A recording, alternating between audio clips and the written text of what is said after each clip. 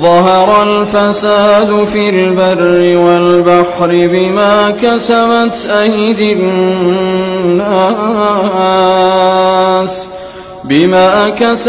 أيدي الناس ليذيقهم بعض الذي عملوا لعلهم يرجعون